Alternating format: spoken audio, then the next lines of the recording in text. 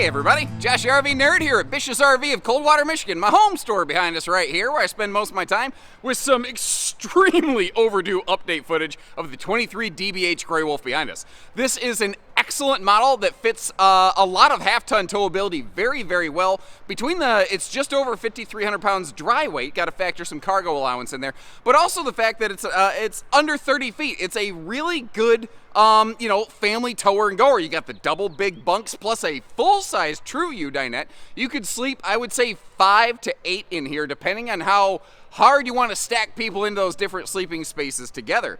The Dinette, though, on a rainy day when you're stuck inside, gives you that extra space where you're not going stir crazy and, wanting to love your kids to death, if you know what I mean. Yeah, I think anyone who's had a kid that talks back to him knows what I mean. I watched my daughter talk back to my wife the other day, and I was like, oh, she's about to love you to death. But there's a lot of, smart, good, awesome content and features on this. It's not just a basic little box. That's the thing with Grey Wolf campers. They are Decepticon. There's more than meets the eye here. We have a camp kitchen with an ice maker outside, and they let you bring your own cooker so that you can have whatever kind of grilling situation you would look like. That cargo rack on the back, awesome for kids' bikes. You got a Bluetooth camera built into this thing. It has full, totally turtle-friendly, dude, kind of travel and Cracker Barrel access on this. It does have a couple hiccups, though, like the fact that the bed, for instance, is just a camp queen, and there's really no way to put a true queen in that unless you knock down the whole entertainment wall. But that's the kind of good, bad, ugly, and everything in between fair information I'm going to give you. And if you appreciate things like that, make sure you hit that subscribe button, and let's jump inside here, because there's a lot to see. So using our entry door as a reference point there for you, help you kind of get a little bit of a lay of the land. We're actually getting a good look at the kitchen here. We'll come back and get a better look at that in a minute. I just kind of want to give you an overall flow of things, although I do kind of record a video in the video, and you've already sort of seen your way through it from the start. But if you walk in the door, you look straight ahead, this is basically what you're looking at right here. And I hope you like the color palette, because this is all they make. And if you don't like the color palette, good news. We have other brands with similar layouts. Like, for instance, you might go, what's the difference between the Alpha Wolf and the Grey Wolf 23 DBH? The Alpha Wolf has laminated sidewalls as opposed to the wood skeleton sidewalls that you find here in a Grey Wolf or a Cherokee proper. And they do their floor plan slightly different. I actually really like it. They put the refrigerator in the slide over there, and it really opens things up, but it's also more expensive, There's different strokes for different folks. This one's, generally speaking, going to be a little bit lighter and a chunk less money as a result. Now, this is, Grey Wolf uses a Schwintek slide system, which is why there's a step up right here. And one of the reasons for it is if you look over here, you see that carpeted bump between the cabinet and the slide out? That's actually the wheel well. So a floor flush rack and pinion slide can't fit in this camper. That's one of the reasons that this is lighter weight, because it's able to ride, due to its weight, on a smaller chassis. It doesn't have to be on quite as large of a chassis. Although we have plenty of other things and bigger chassis for you. Neat thing that Cherokee did. They standardized a more powerful 15,000 BTU air conditioner. I guess I should have said it's a cool thing that they did instead of calling it a neat thing. The skylight up top here is something that they've standardized years ago. And I've got the privacy shade drawn. Well, I guess if you're a bird, it's a privacy shade. But I've got the shade drawn on it so that you don't feel like an ant under a magnifying glass.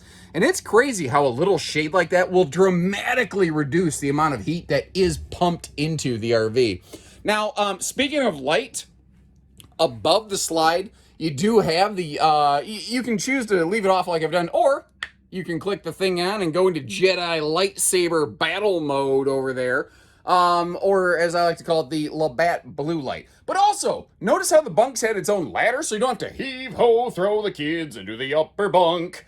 And, I don't know, maybe if you're feeling like a pirate, it sounds like a fun little thing to do. Otherwise, it's a good way to blow out your rotator cuff.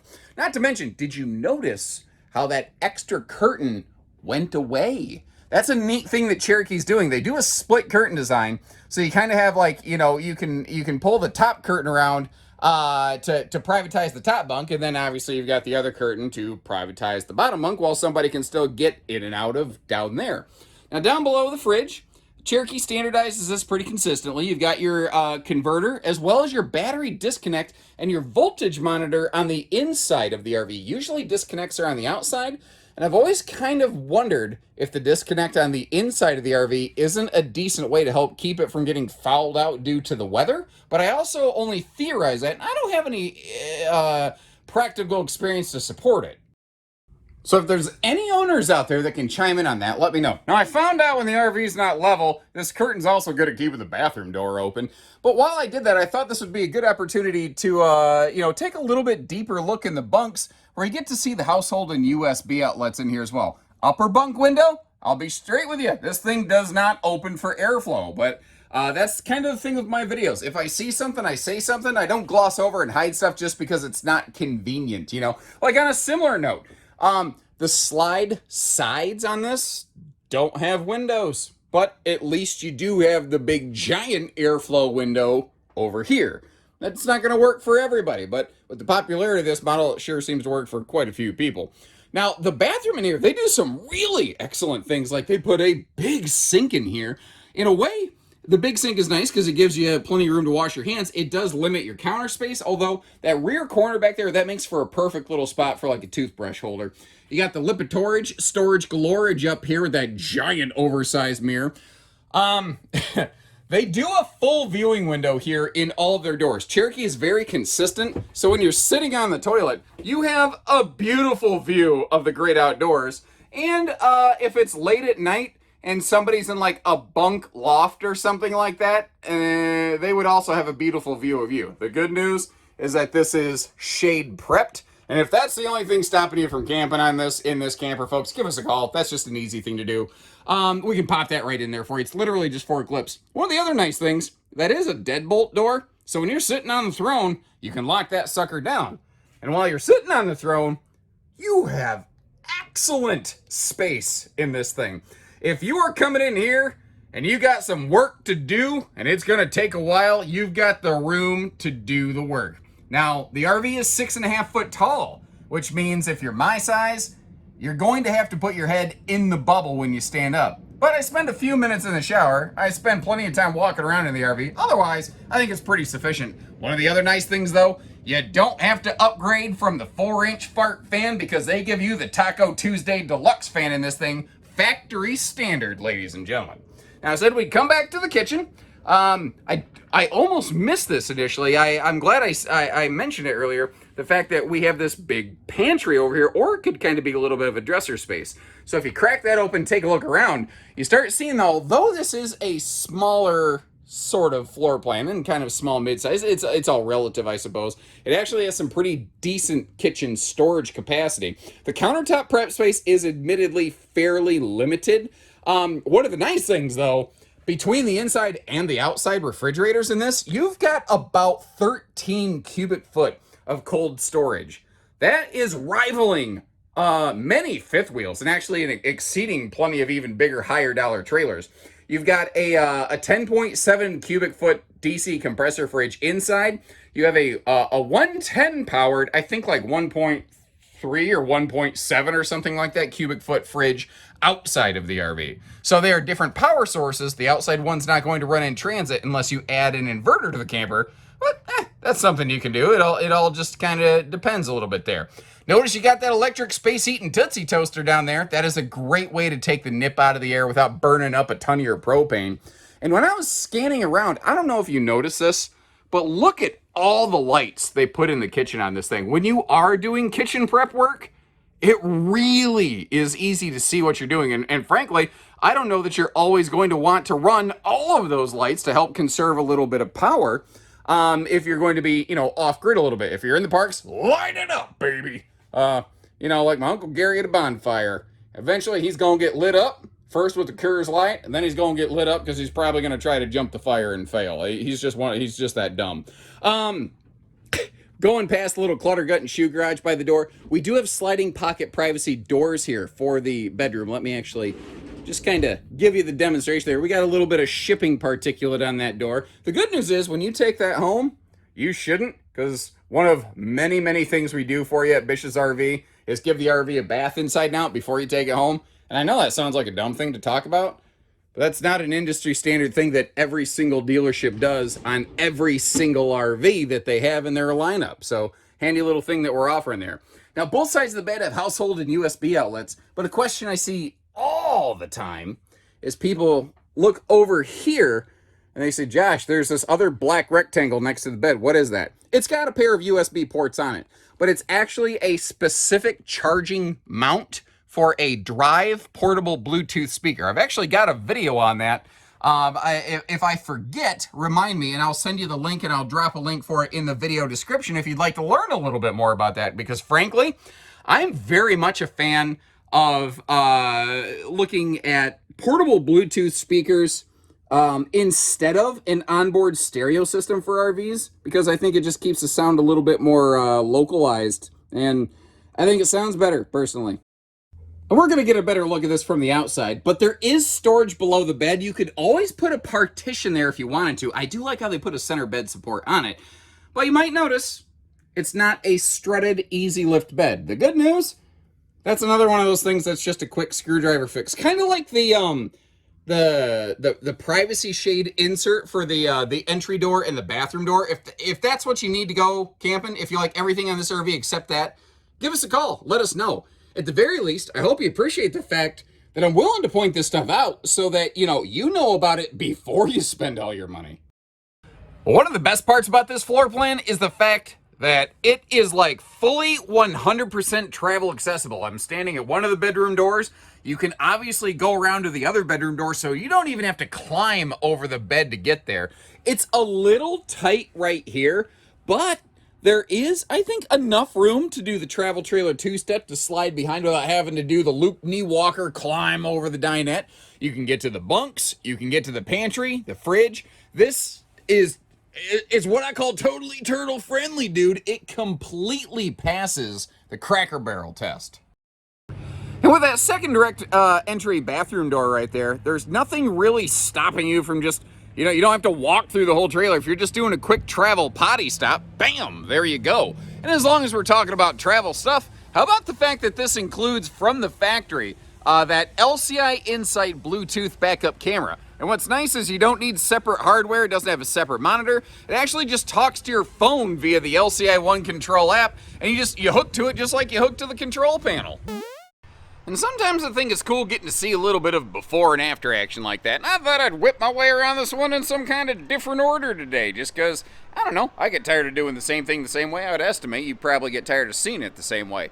All of our hookups and everything kind of all in one spot here. You do have a full outside hot-cold utility shower, which is something not every stick and tin kind of camper has. Plenty of them do, certainly, but not all of them. I want to make sure you know what you're getting here.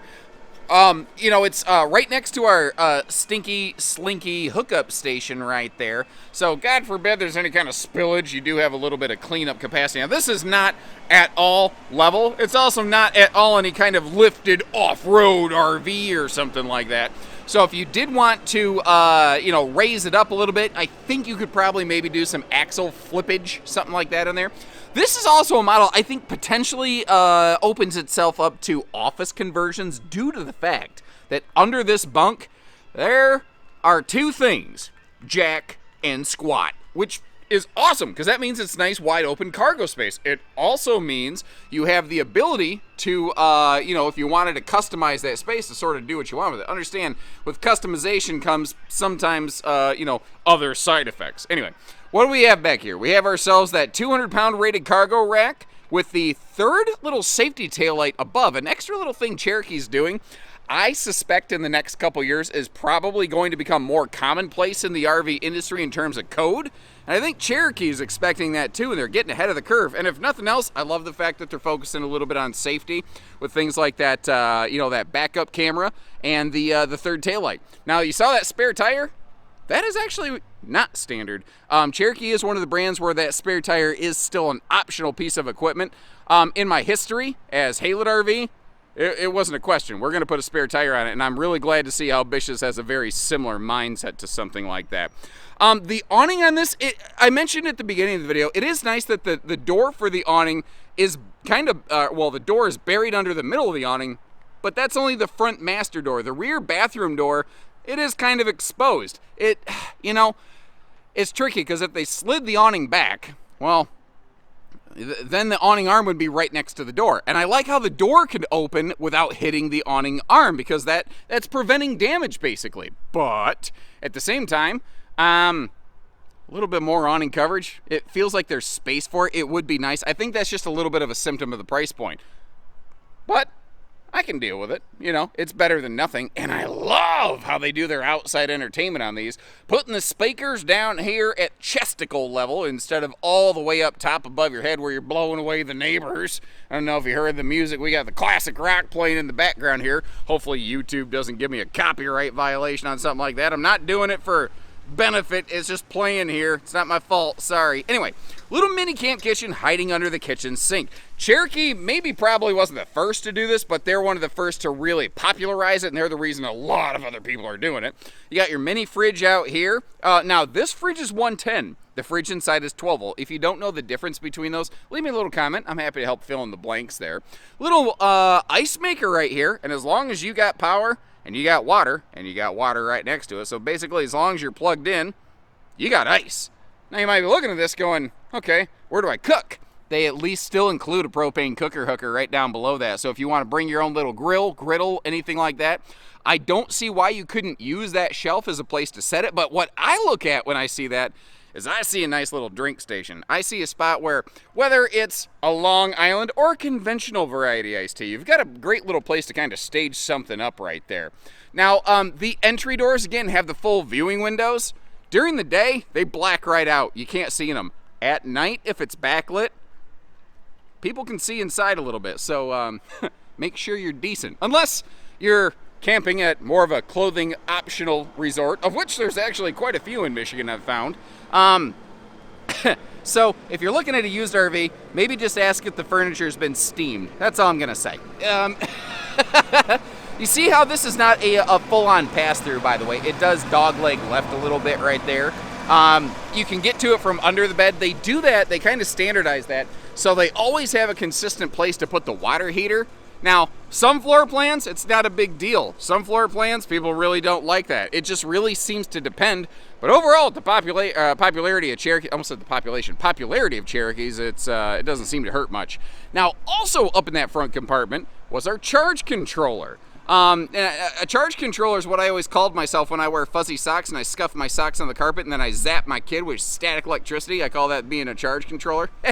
But more to the point, that is what will manage the power coming in from the battery tending 50-watt juice pack up there on the roof. And that is not the be-all end-all of solar, but it's enough that it keeps the batteries up and running. You know, it'll pretty much offset, say like, you know, usage of the lights, maybe some of the fan stuff. It, generally speaking, from what I've seen, it will not offset the full use of that 12-volt fridge, but we can always come up with some extra solar solutions for you if you really want to do some boondock off-gridding with this sucker. But as it's made, this just, not every camper is made for every single purpose, and I think sometimes people forget that. That doesn't mean that we couldn't get you there, though, if you give our team inside a chance. So whether it's here in Coldwater, Michigan in my home store behind us, or at any of our Bish's locations where we have the Cherokee family of campers, I will leave you a link in the video description. You can see where they're parked and what we're asking on any given day, because as this video rolls on, you know, current pricing today when I recorded this becomes invalid very, very quickly. So that way you can always see something current without ever needing to call. And remember, we don't do hidden dealer fees. Not to mention, you automatically become members of our VIP Diamond Club when you become a Bish's RV customer. Whether it's brand new or used, you get all the same benefits, and you can visit any of our stores for service when you're on the road anytime. Or let's say you want to buy one of these, but your local Bish's dealer doesn't carry that. No problem. We can work with that, and you always have home store for hometown service. That's one of the nice benefits of us having more stores around the nation. So when you're ready, we're ready. Let me know what you think about it, or let me know what you like. And I will also leave you a couple links to something maybe a little bit, like I'll leave you a link to a Gray Wolf with no slides, and then I'll leave you a link to a Gray Wolf with a super slide, maybe a Black Label or something in there, so you can see all the differences. This is available in Black Label, by the way. I can't believe I forgot to mention that. That Black Label, man, that adds all the specs appeal to it. So when you're ready, we're ready. But until then, you take care, stay safe, have fun, and best wishes from Bish's, everyone. Happy camping.